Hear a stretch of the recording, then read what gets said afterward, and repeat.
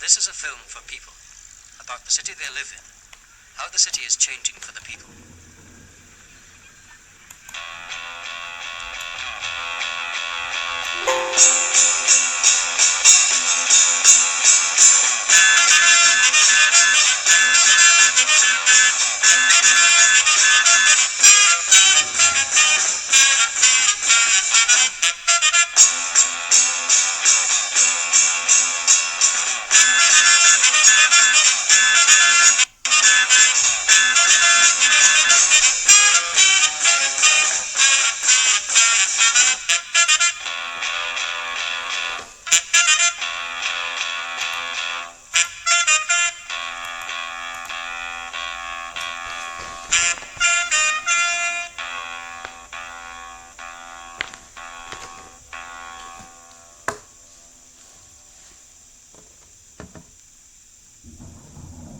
A cathedral and university city on a river on the edge of Europe.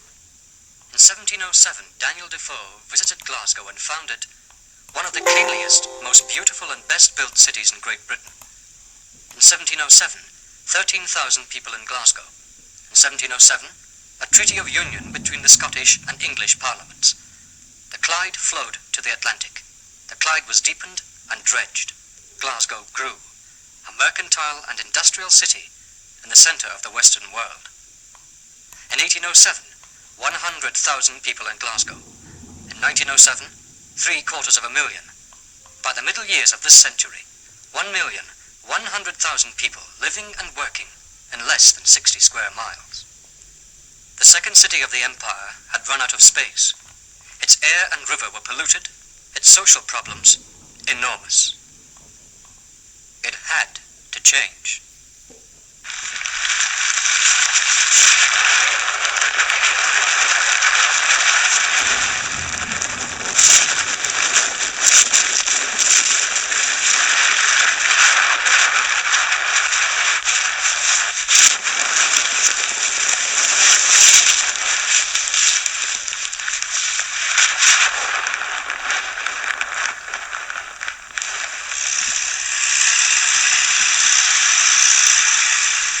In 1960, work began on the biggest urban redevelopment program in Europe, a 20-year program involving 5 square miles, a twelfth of the city's area. Between 1960 and 1970, 52,000 houses were demolished in Glasgow. A further 75,000 are scheduled for demolition up to 1980. To make room for new life in the city, for new houses, industries, schools and colleges, hospitals, social and cultural amenities, for new roads linking a planned and integrated community. Noise, dust, confusion, the sometimes painful transformation of familiar landmarks. This is Charing Cross. But Glasgow's future is planned out in the heads of planners, stage by stage modelled in balsa and plastic, presented to the public and the representatives, argued and approved. Construction work in the Kingston Bridge began in the spring of 1967.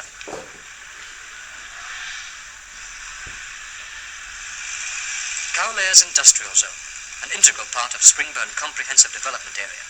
There are 29 of these development areas in the city. By 1970, work had begun on 8 of them. Another 10 were in the pipeline. In the city centre, Victorian grandeur, the Duke of Wellington, and a bank for the 1980s. The best of the old keeps its place in the new Glasgow.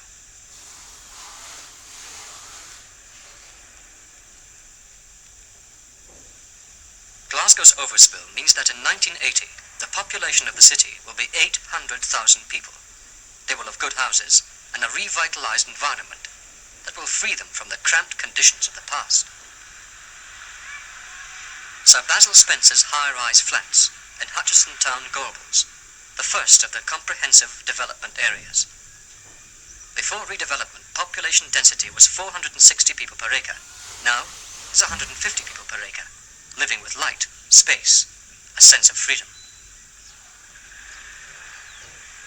Medium-rise housing at Pollock Shields. The redeployment of land formerly occupied by villas means that more people can live in the district and also enjoy a greater openness of vista.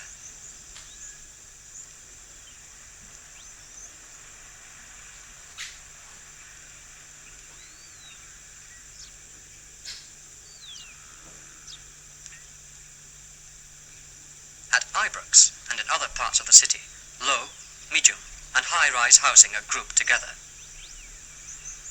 Trees are an important feature of environmental planning. In 1969 alone, 33,000 new trees were planted in Glasgow. Between 1960 and 1970, 40,000 new houses were built in Glasgow, either by the corporation or privately. A further 23,000 will be built by 1980.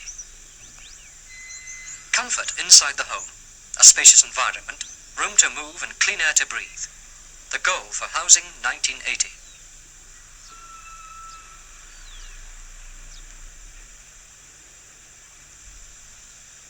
The future of any city develops out of its past, and this is not forgotten in the process of change.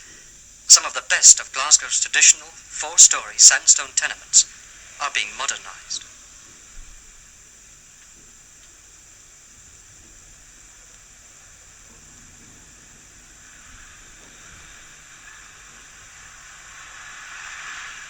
But as Glasgow prepares for the 21st century, the pattern of life changes. Tenement life, with its jilly pieces and wee shops, is disappearing. In its place, shopping precincts, located with new housing and new roads in mind. Shopping precincts themselves traffic-free, but provided with parking areas so that cars can serve and not confound the housewife and her family. The supermarket, modern abundance matching modern prosperity.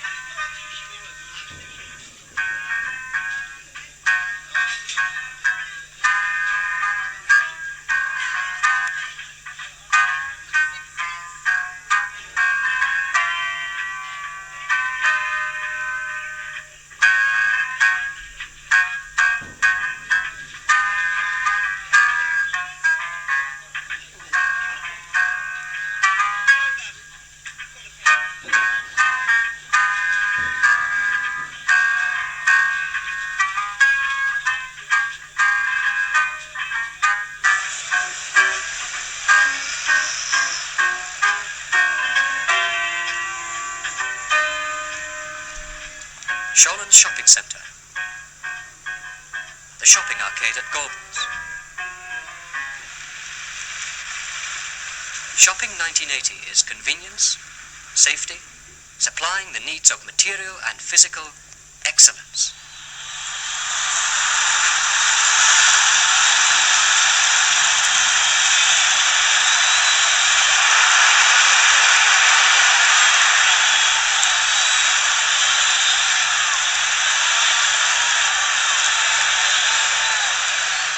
Glasgow made up for not inventing football by creating Celtic, Rangers and the Hampden Roar. The city also has a strong schools and club rugby tradition.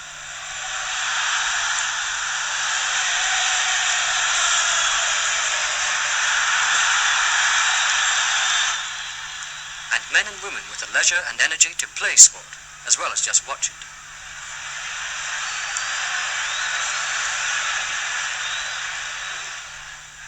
Bellahusen Sports Centre, the prototype for several to be built in the city, was regularly used by 7,000 members in 1970.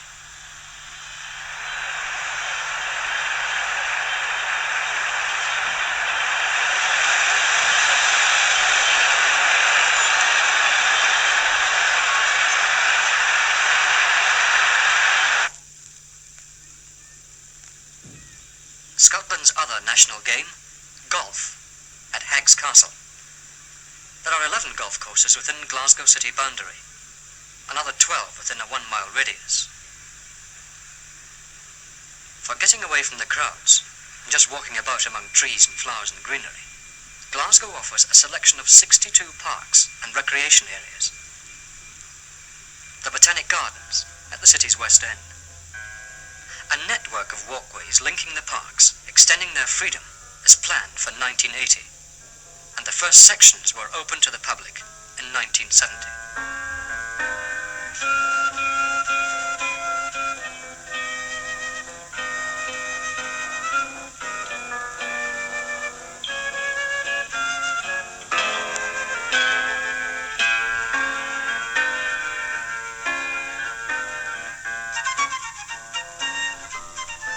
The calm elegance of a former era.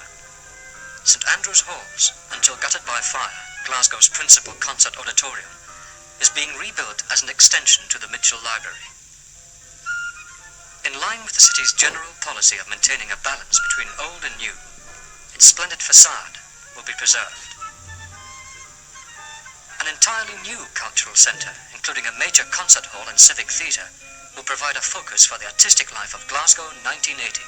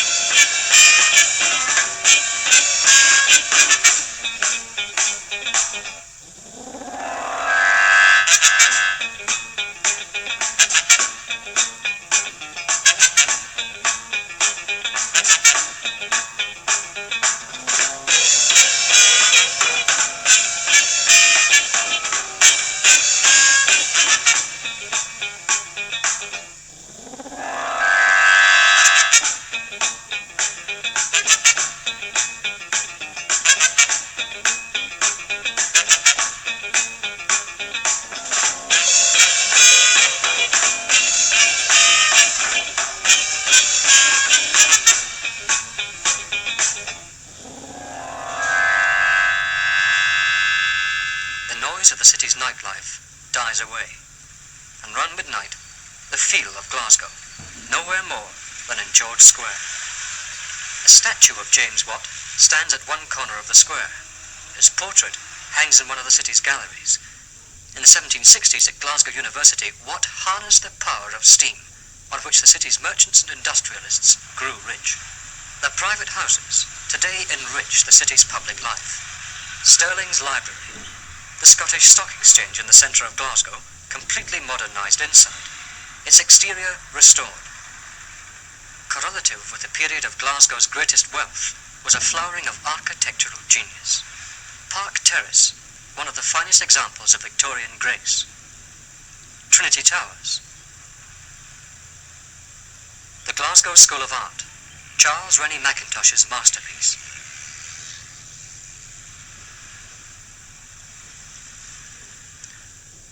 The Mitchell Library, the largest public reference library in Scotland, was endowed in 1874 by Stephen Mitchell, a tobacco merchant.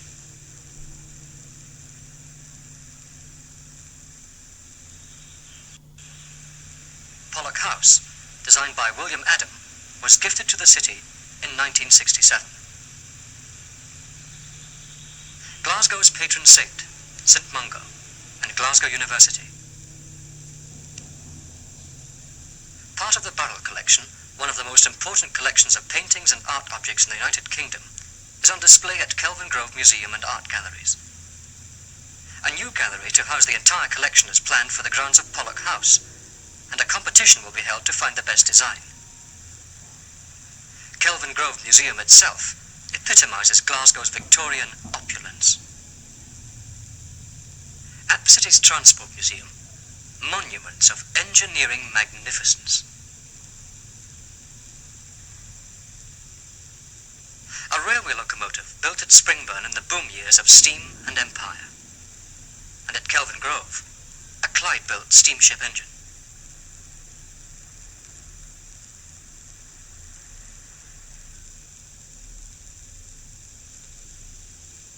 Glasgow grew rich on the tides of the Clyde. The river itself grew dirtier and dirtier. Strict controls and cleaning up measures are now exercised by the Clyde River Purification Board. And by 1980, the river water will be pure enough to support fish once again. Its banks also will be transformed. Ocean-going shipping will by then be operating chiefly in the deeper waters of the Firth of Clyde. Glasgow docks, Queen's, Prince's, Kingston, will be filled in, and the recreated land attractively and usefully deployed. The grim lines of warehouses and waterfront factories will be demolished, and walkways constructed, so that for the first time in 100 years, the people of Glasgow will have the visual and amenity benefits of the river freely accessible. Time and the river. The river changes, and the next generation grows. The newly built Sick Children's Hospital and the Queen Mother Maternity Hospital. The latest medical techniques are available for the newest citizens and their mothers. And the doctors of 1980, studying at Glasgow University's world-famous medical school, gain practical experience.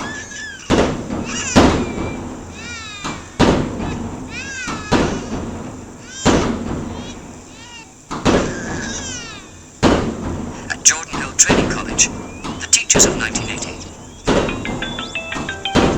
Langside College of Further Education. By 1980, as many as 24,000 men and women from all over the west of Scotland region will be receiving full-time education at the city's universities and colleges.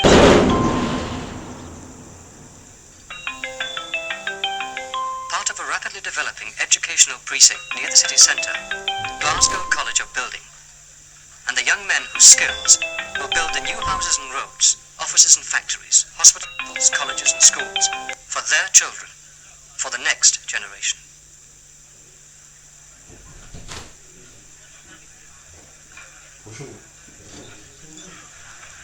Newbury Tower, an extension of Glasgow School of Art.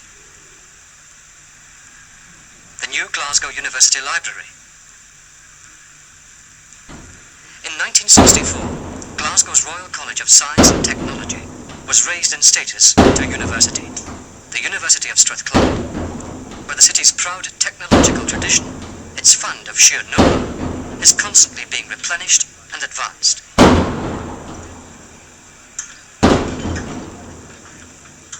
Glasgow, with its industrial estates and with the industrial and commercial zones of its development areas, gives its people space to work as well as space to live, greater physical and mental freedom, and understanding of what they do. Industrial Glasgow 1980 will not be oil, sweat, and back-breaking labour.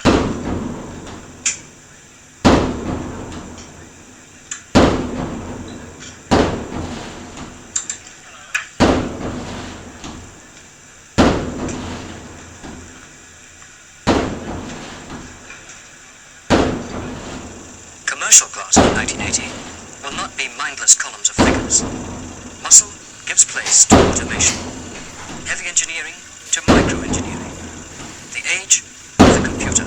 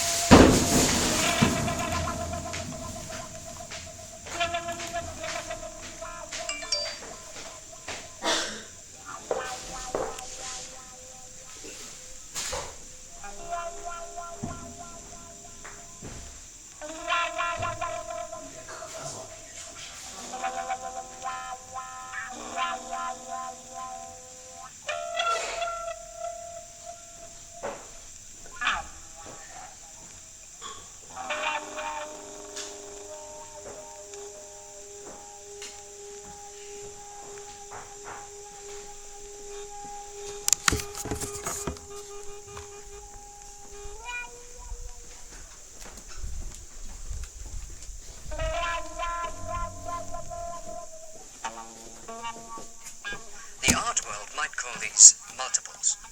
The world of industry knows them as Glasgow-made jet engine components, accurate to within a millionth of an inch.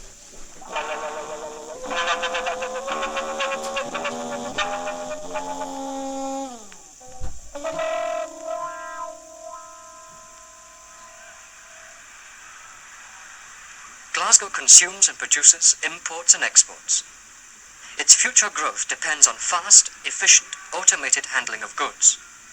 Gushet Falls Rail Terminal in the southeast of the city handles 17 miles of standard international containers a week. Potentially, the Firth of Clyde is a deep-water port second to none in Europe. If the vision of ocean span is realized, the Glasgow region will become a vast container entrepot for the rest of Britain and Europe. Transportation, 1980. Glasgow's highway plan proposes a 4.5-mile inner ring road round the centre of the new city, making the central area easy to bypass, fast to get into, fast to get out of, more accessible. On June the 26th, 1970, a symbolic stage of this crucial development was reached when Her Majesty the Queen Mother opened the largest urban bridge in the United Kingdom. Built at a total cost of £11 million, the Kingston Bridge has a span of 880 feet over the waters of the Clyde.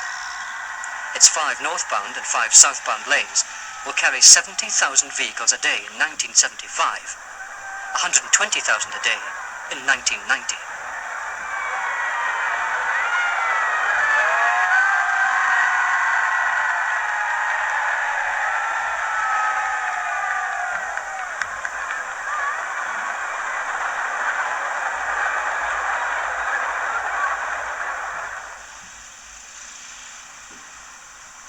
The northern approaches to the Kingston Bridge bisect Anderston Comprehensive Development Area.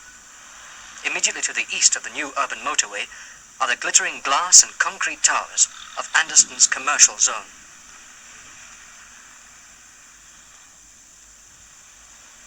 West of the motorway, along the Clydeside Expressway, are situated Anderston's main housing and industrial zones.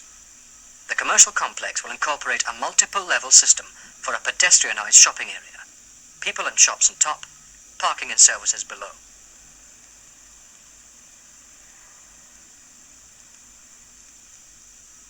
Springburn Comprehensive Development Area. New industrial estates, new housing, a new shopping centre, fewer people enjoying more space, closer links with the centre of Glasgow along the Springburn Expressway. Govan Comprehensive Development Area. Redevelopment of the riverside as housing and open space. New industry to the south, and along the links with the Renfrew motorway. Comprehensive development also for Woodside, Pollokshaws, Townhead, Cowcaddens, Rayston, Lauriston, Partick, Bridgeton and other areas. Glasgow's highway plan involves the construction by 1980 of 21.5 miles of motorways and expressways integrated with existing and expanded bus, train and underground services so that optimum coordination of transport is achieved. Faster, freer links with the Glasgow region and beyond, rationalisation and unification of the city's districts. In the city centre, as elsewhere, the segregation of pedestrians and traffic will mean less noise, fumes, anxiety, a more bustling, thriving commerce, a happier, healthier people. If roads are the bones of the new Glasgow, the flesh is the areas of development and redevelopment. Change on the scale that Glasgow has undertaken inevitably brings with it disruption, dislocation. But the aim is clear, a reorganised and better city. The greater leisure opportunities of Glasgow 1980 are illustrated by the network of walkways, which will by then be in existence. The Kelvin Walkway will link up with the Highland Way, taking the hiker on a continuous nature trail to Loch Lomond and points north.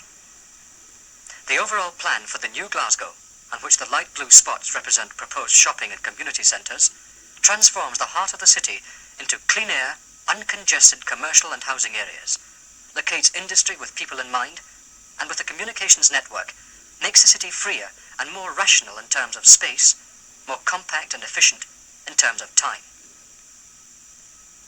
Above all, it is the communications network which makes clear what direction Glasgow is taking for 1980. Links with the world, from Glasgow Airport, only 15 minutes by car from the city centre, to London, Paris, Amsterdam. links with the region. 100,000 people come into Glasgow every day to work. Glasgow 1980 is west of Scotland 1980.